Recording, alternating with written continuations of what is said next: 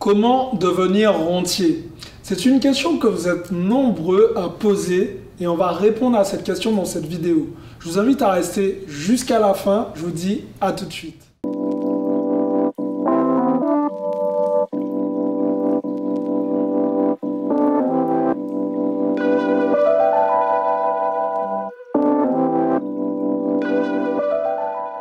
Salut à tous, je suis Xavier Prétérit, je suis l'auteur du livre Cave Parking.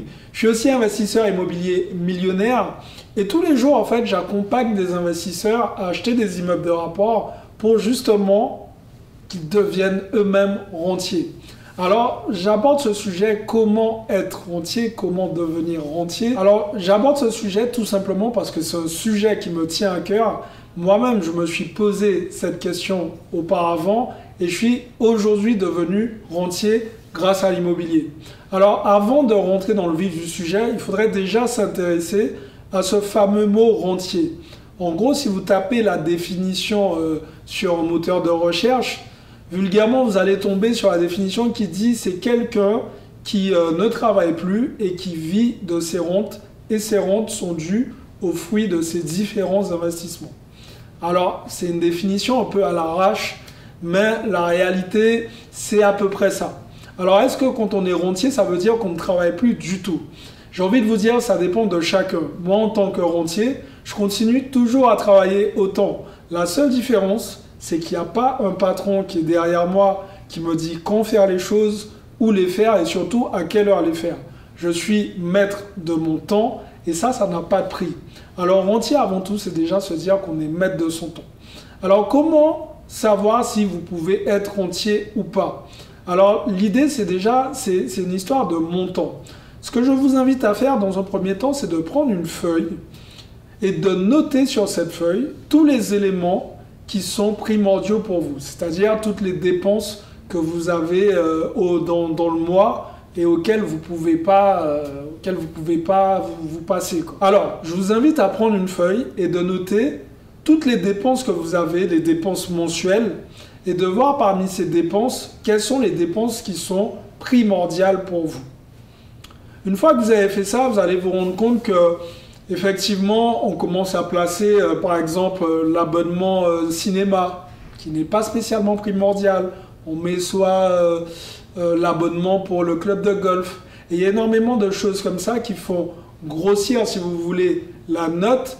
Et du coup, vous pouvez devenir rentier un peu plus rapidement, mais à condition de vous dire, ok, qu'est-ce que j'ai besoin vraiment à la fin de chaque mois? Quelles sont les dépenses auxquelles je peux pas effacer ces dépenses-là?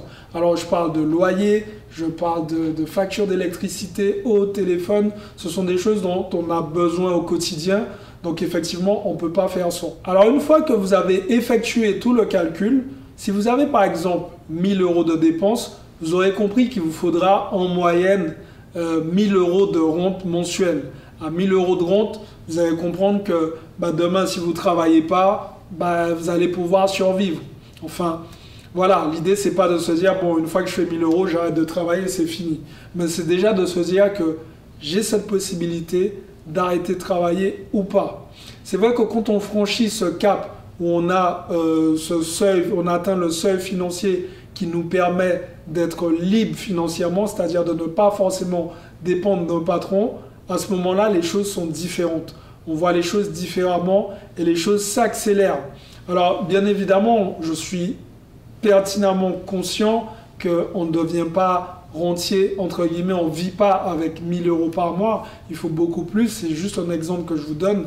Mais là, je veux en venir avec vous, c'est que, en fait, parfois, certaines personnes avec qui je fais des entretiens, avec qui je suis en coaching, me disent oui, pour être rentier, il me faut 10 000 €. Et quand je lui demande mais quelles sont tes dépenses mensuelles, je ne suis pas trop dépensier, grand maximum, je dépense 1200 €. Alors je lui dis ce que tu peux déjà faire dans un premier temps, c'est atteindre ton premier palier de 1200 € et après tout le reste au-dessus de 1200 €, ce sera du bonus pour toi et tu ne seras pas obligé d'attendre 10 000 € avant de dire ciao à ton patron. Et effectivement, ce genre d'éléments reste quand même vachement important. Alors maintenant, comment on fait pour devenir rentier? Il y a plusieurs techniques. Effectivement, je parle beaucoup d'immobilier, Je vais revenir sur ce sujet un peu plus bas. Mais il y a une technique qui est de plus en plus utilisée actuellement. C'est ce qu'on appelle le système d'affiliation. Alors le système d'affiliation, c'est quoi exactement? C'est que vous êtes, en fait, vous faites la promotion des produits de d'autres personnes.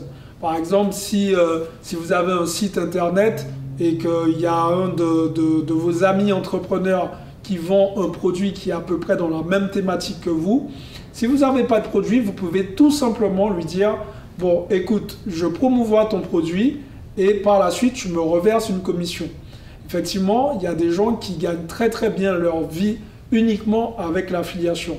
D'ailleurs, il y a plein de gens qui ont créé des sites internet pour expliquer comment eux, ils arrivent à générer plus de 10 000 euros par mois uniquement avec des produits affiliés. Alors encore une fois, vous l'aurez compris, ça demande quand même un peu de travail au début avant que la machine puisse commencer à tourner toute seule.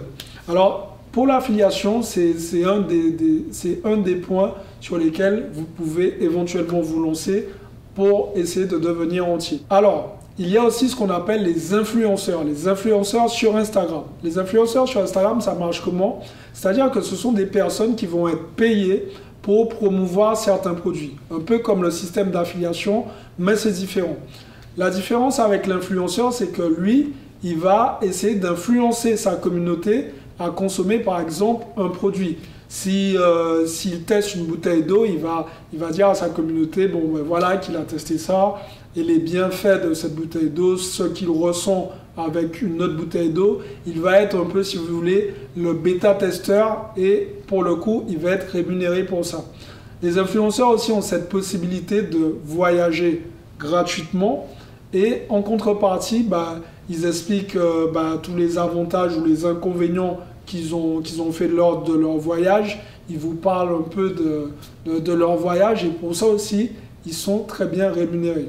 Alors, parmi les Instagrammeurs et les influenceurs que je connais, je sais que certains tournent entre 6 et 8 000 euros par mois, mais je sais que d'une manière générale, dans le monde, toute la partie Amérique, États-Unis et certains autres pays, ils gagnent très très bien leur vie, les influenceurs. Donc c'est aussi une façon d'être entier. Alors encore une fois, c'est pas sans peine, il va falloir poster au début, il va falloir travailler. Il ne suffit pas juste de prendre une photo et se dire bon c'est bon, je suis influenceur. Il y a tout un travail de fond à faire, mais une fois que c'est lancé, encore une fois, les contrats tombent. C'est une manière assez simple de gagner de l'argent en tout cas. D'ailleurs, si vous souhaitez savoir comment ça fonctionne en tant qu'influenceur Instagram, je vous invite à aller voir un entrepreneur qui est très bon dans ce domaine, qui s'appelle Vincent Robert. Je vous laisse le lien dans la description et vous allez pouvoir checker ce qu'il fait. Donc, il a fait une formation spécialement pour ça. Et là, pour le coup, c'est un lien affilié. Donc, si vous passez par mon lien, il va me verser une petite commission par rapport à ça. Donc, vous avez vu comment fonctionne un peu le système d'affiliation. C'est un très bon exemple. Maintenant, on va parler d'immobilier. Et l'immobilier, c'est mon pilier favori. Alors, moi, ce qui m'intéresse vraiment, c'est vraiment les immeubles de rapport. Pourquoi? Parce que les immeubles de rapport, il y a énormément d'avantages. Le premier avantage d'un immeuble de rapport, c'est que vous allez tout simplement faire les choses une fois, mais vous allez multiplier vos investissements. Alors, je m'explique. Si vous achetez un immeuble de rapport et qu'il y a 2, 3, 4 ou plus d'appartements, effectivement, vous allez aller chez le notaire une fois, vous allez tout simplement voir l'agent immobilier qu'une seule fois, mais le résultat final sera que vous allez être propriétaire de 3, 4 ou peu importe le nombre d'appartements, mais au minimum, vous allez faire 2 acquisitions d'entrée de jeu, c'est-à-dire vous allez avoir 2 appartements ou 2 maisons. Peu importe. Donc c'est pour ça que les immeubles de rapport sont un très très gros levier, puisque vous avez la possibilité de faire l'acquisition de plusieurs biens en même temps en faisant qu'un seul passage chez le notaire.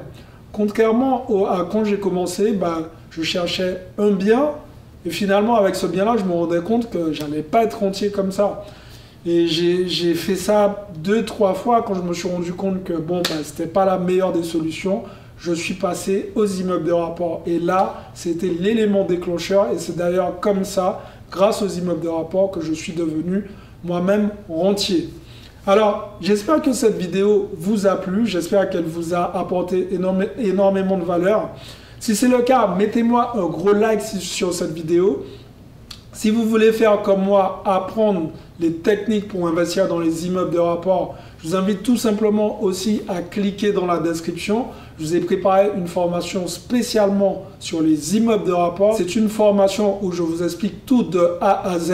Je vous explique vraiment comment chercher un bien, comment faire quand vous allez chez le notaire et comment justement récupérer un cash flow positif à chaque fin de mois. Alors encore une fois, si cette vidéo vous a plu, mettez-moi un gros like, partagez cette vidéo, abonnez-vous à la chaîne YouTube. On est de plus en plus nombreux sur cette chaîne, il y a des milliers d'entrepreneurs, on échange tout le temps, donc c'est vraiment cool. Je vous remercie d'ailleurs pour ça. Je vous invite à laisser des commentaires pour savoir est-ce que vous aussi vous avez des petites techniques qui vous permettent d'atteindre entre guillemets l'indépendance financière et de devenir entier par la suite. Je vous ai aussi préparé un formulaire et ce formulaire, je vous invite à le remplir comme ça. Je vais pouvoir vous faire un bilan personnalisé et on va voir si éventuellement je pourrais vous aider à vous aussi devenir entier. Si vous avez aimé cette vidéo, un like, partagez, abonnez-vous, activez la cloche. Pour les autres, je vous invite à passer à l'action parce que demain, c'est pour les faibles. Ciao tout le monde.